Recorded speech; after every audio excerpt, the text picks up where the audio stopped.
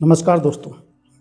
नीत नियत और राजनीति के बीच झूलता यूजीसी का मुद्दा बड़ा गंभीर है, बड़ा सोचनीय, बड़ा दयनीय है। किसकी जिंदगी था वीरान, कौन था हैरान और कौन यूनिवर्सिटी में है परेशान।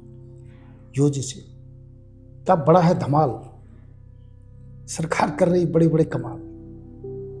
चलो बात करते हैं आज यूजीसी पे। समाज का पुरस्कृत वर्ग, तिरस्कृत वर्ग और बहिष्कृत वर्ग कैसे विभाजित करा यूनिवर्सिटी में, कॉलेज में। कैसे कोई स्टूडेंट अपने को तय कर लेता है कि मैं बलहीन हूं, मैं तर्कहीन हूं, मैं धनहीन हूं, मैं मनहीन हूं। यूनिवर्सिटी डिबेट, डिस्कोर्स, डिस्कशन का अखाड़ा है। सीखने के लिए, समझने के लिए, समझाने के लिए, सहजता के साथ, सरलता के साथ जिंदगी को आगे बेहतर करने के लिए, देश को बेहतर करने के लिए यूनिवर्सिटी, मानता हूं कभी किसी ने उंगली कटाया, आज स्टूडेंट भी उंगली दिखा रहा है। जो शिक्षा का केंद्र हुआ करता था, शिक्षक जिनके गोद में, शिक्षक जो नम्रता की गोद पे बैठा करता था, नम्रता की गद्दी पे जो बैठते थे, जिनके गोद में निर्माण और प्रलय दोनों बसता था, आज प्रोफेसर साहब इस यूजीसी के चपेटे में। सरकार की जो भागिता है, जो सहभागिता है, सरकार की जो उदासीन रवैया और साथ में दिखावा और छलावा, इसकी जो बारीक लाइन है, इसको जो तिरस्कृत और बहिष्कृत वर्ग है ना, बड़ा मुश्किल से समझ पाते हैं। लड़ाई यहीं पे आकर खत्म नहीं होती है, ये लंबी लड़ाई चलती है। सरकार जब भी कोई गजट और इस तरह का कोई भी नोटिफिकेशन या जो समाज के सारे वर्गों के लिए एक समतामूलक सोच की परिकल्पना को लेकर धरातल पर जब भी सरकारें आती हैं, कुछ न कुछ पेच उसमें फंसी जाता। अब रिप्रेजेंटेशन सारे वर्गों को देना था, SC, ST, OBC, दिव्यांग हो गया या महिलाएं हो गई, तो उसमें भाई एक कॉलम कर देते आप, इसमें जनरल को भी रख लेते। जनरल में भी बहुत सारे उदारवादी चरित्र के लोग होते हैं। कई ऐसे लोग हैं जो जस्टिस में बिलीव करते हैं, जजमेंट में कभी नहीं बिलीव करते हैं। जजमेंट और जस्टिस में अंतर होता है। तो यूनिवर्सिटी का काम था ऐसे जस्टिस देने वाले व्यक्तित्व का निर्माण करना, ऐसे जस्टिस देने वाले लोगों को उस कमेटी में रखना, तब कहलाता समग्र विकास।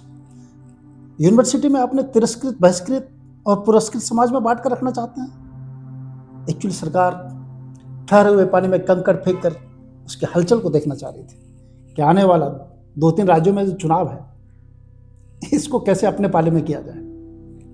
अगर आपकी मंशा सही था तो इसको करेक्ट करते, सुप्रीम कोर्ट में डिफेंस के रूप में रहते, डिफेंड करते, और आप जो भी इंस्ट्रक्शन हो सकता था उस पर आगे कार्यवाही के लिए आप उस पर डटे रहते। नहीं, आप तटस्थ होकर देखना चाह रहे थे।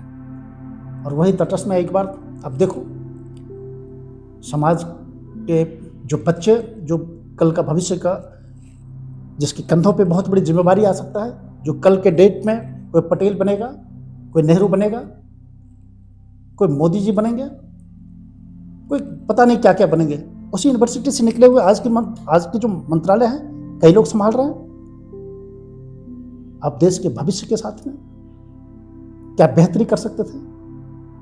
इस यूजीसी एक्ट को करेक्ट करके फिर से अदालत के चौखट पे जो जस्टिस है उसकी बुनियाद को तय कर सकते थे, बट नहीं, आपने जस्टिस को जमींदोज करके जजमेंट देना चाहते हैं। और जजमेंट हमेशा लादा जाता है, और जो एक आवरण जो लवादा ओढ़कर सरकारें हमेशा करती आई है, चाहे कांग्रेस की हो या बीजेपी की हो।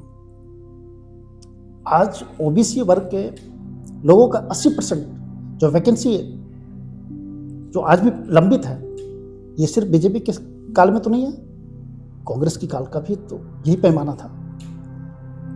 आज एसटी वर्ग का भी यही हाशिया है। लगभग 80% के आसपास में उनकी भी वैकेंसी खाली पड़ा हुआ है, 65 एससी के दलितों का। तो इस तरह इसमें सरकार की उदासीन रवैया रहा है। इसमें कौन था, समाज के पुरस्कृत वर्ग के लोग हो या तिरस्कृत वर्ग का हो या बहिष्कृत वर्ग का, किसने रोका था सरकार को भरने के लिए?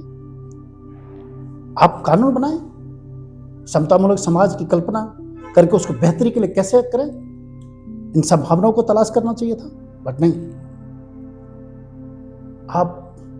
मुझे एक वाकया याद आ रहा है। 1949 में डॉक्टर राजेंद्र प्रसाद जी का जो गांव था, वहीं पे एक चुलही साहू, जो तेली समुदाय से आते, जो अपने आप को मोदी साहब भी बोलते हैं, उस समुदाय का एक चुलही साहू संघ का कार्य करता था। उन्होंने समाज में भाईचारा लाने के लिए, एक बड़ा पैगाम देने के लिए एक भोज किया, जिसमें समाज के सभी लोगों को बैठाया गया पंक्ति में।